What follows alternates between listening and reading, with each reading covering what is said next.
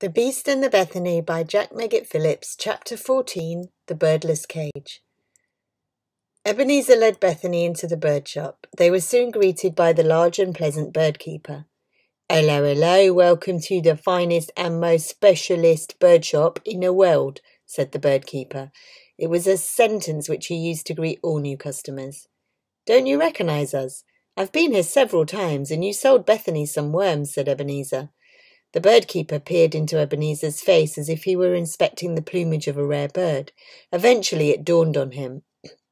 "Oh, it's Mr. Tweezer," he said. "Sorry for not recognizing you sooner, but you don't look like you usually do. Have you had an haircut?" "No, I've just lost control of my body. Don't worry, I'll soon have a potion for it." "Right," said the bird keeper, not quite sure how to respond. He turned his attention to Bethany. "You owe me 10 worms, miss. That backpack you gave me was useless." "So were those worms. They kept wriggling out of Geoffrey's nostrils," said Bethany. "I'd like 5 new ones, please." "And I'd like a brand new backpack."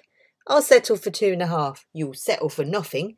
The bird keeper wondered why Ebenezer had picked such an argumentative child. He was sure that the orphanage would have had some far nicer ones to choose from. "Sorry to interrupt," said Ebenezer, as Bethany was about to lower her offer to 1 3/4 of a worm, "but we're on a bit of a tight schedule. Do you mind if we cut straight to business?" "Of course," said the bird keeper, "but if you've come about the Society Finches, then I'm afraid to say that I ain't got any left. Mr. and Mrs. Cussett got the last ones this morning." No, it's not about that. In fact, it's not about a specific bird at all. "We're not looking to buy anything," said Ebenezer. The bird keeper's face fell. His favourite thing about Ebenezer's visits was always the money he got at the end of them. "My friend Bethany here wants to see some animals, and we're looking for something a bit more personal than the zoo. We were wondering whether you would perhaps be able to give us a little bird tour," asked Ebenezer. It was a most unusual request. The bird keeper had never been asked to do such a thing before. "I'd love to help, Mr. Tweezer, I really would. But I have a business to run. If you're not looking to buy anything today, then I'm afraid I ain't going to be able to help you. Bird tours are not something that Ebenezer silenced the bird keeper by laying a pile of money on the counter. "But as you're such a good customer, I'd be happy to help, Mr. Tweezer," beamed the bird keeper. "Come on through." "Did you just call me your friend?" Bethany asked Ebenezer as they were led through the back of the shop. "Yes, I suppose I did," he answered. "It's funny, I don't remember the last time I referred to anyone as a friend." "What a loser," she laughed. Then a few moments later she added, "Don't think I've ever had a real friend either. You can be my first if you like." Ebenezer stopped as a most unusual warm feeling filled him from top to toe. "Hurry up, loser," Bethany called over her shoulder. The first bird on the tour was the hoatzin, a rare, extremely smelly bird with claws on its wings and a spiky hairdo of feathers at the top of its head. "Would you like to feed it?" asked the bird keeper. Bethany nodded determinedly. "Go and fetch those flowers by the till then for me." "I don't think flowers are going to make it smell any better. Wouldn't it be more useful if we fetched some perfume?" suggested Ebenezer.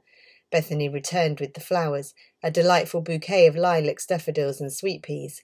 The bird keeper opened the hoatzin's cage and motioned for Bethany to put them in. The hoatzin's eyes widened and its nostrils flared with excitement. It took 1 or 2 sniffs of the flowers, then it opened its beak and started wolfing them down. Ebenezer gasped while Bethany giggled.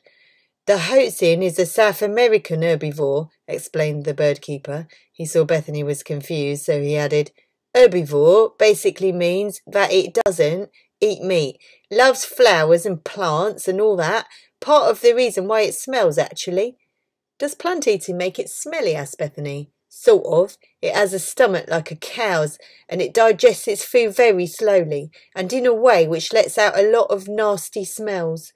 I've had it for years because I ain't been able to find anyone who wants to bring the smell into their ass. Anyway, I ain't got all day. Time for the next one."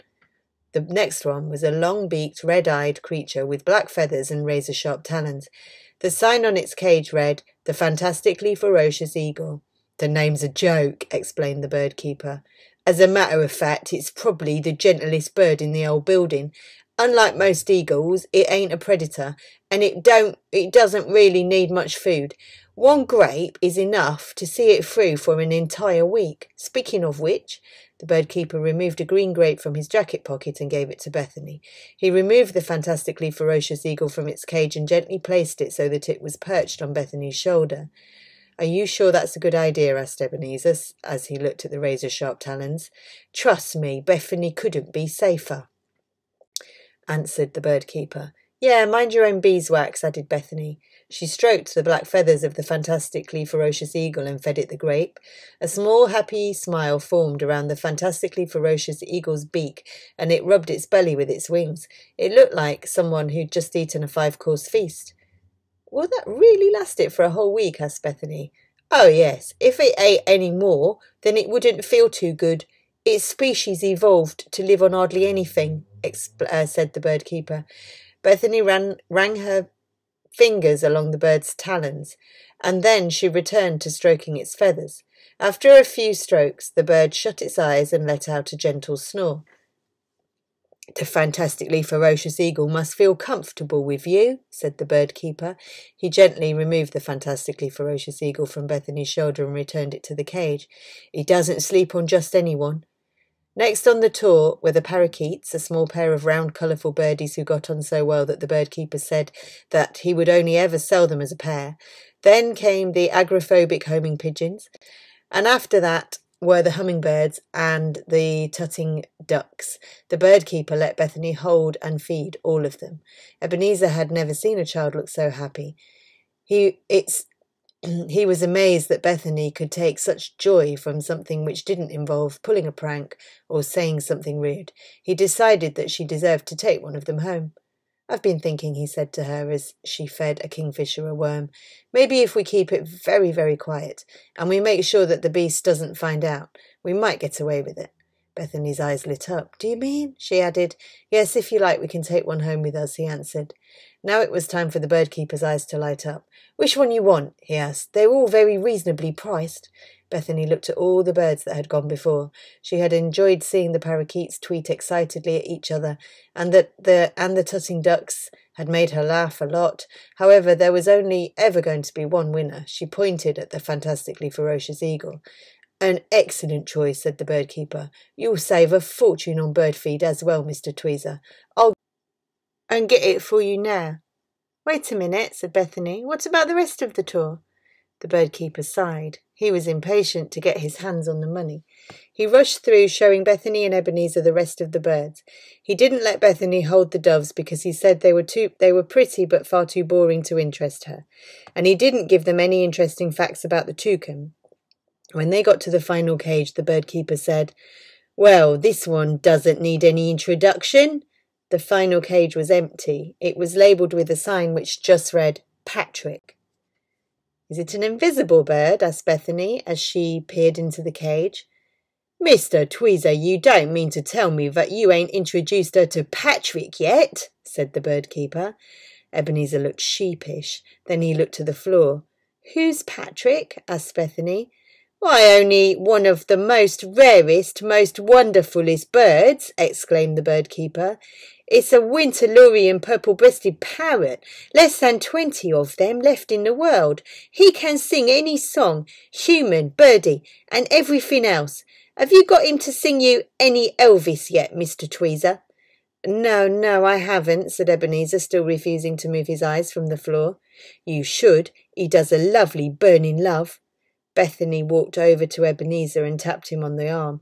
He ignored her, knowing what was coming. He hoped just to leave here swiftly with the fantastically ferocious eagle, before having to answer any tricky questions.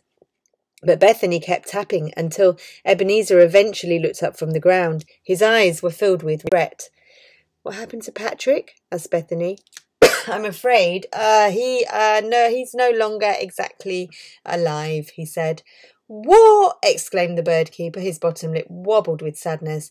"How's that possible? He was the best and truest bird that I ever knew." All the birds in the room who understood English were most offended when they heard this. I just don't understand," continued the bird keeper. "He was so kind and so healthy. How could this have happened?" "I think I know," said Bethany quietly, "and I think it wasn't pleasant." Your birds are wonderful, but I don't think I want to take any back into Ebenezer's house.